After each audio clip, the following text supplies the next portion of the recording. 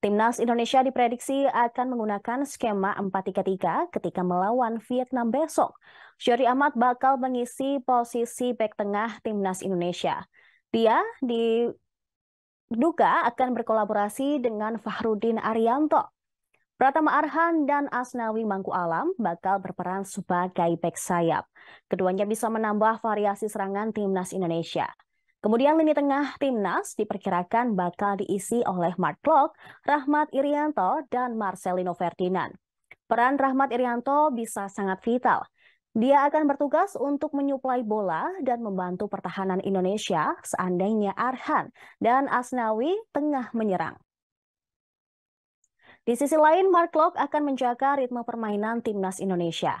Ketenangan dan visi bermain pemain naturalisasi itu bisa jadi satu keuntungan bagi skuad Garuda. Kehadiran Mark Klok dan Irianto membuat Marcelino bisa lebih leluasa dalam menjembatani sektor tengah dan lini serang Timnas Indonesia. Sementara itu, Witan Sulaiman, Dendi Sulistiawan, dan Egi Maulana Fikri menjadi 3 pemain andalan Timnas Indonesia di lini serang. Apabila melihat prediksi susunan pemain Timnas Indonesia, diperkirakan skuad Garuda bisa menang tipis 2-1 saat melawan Vietnam.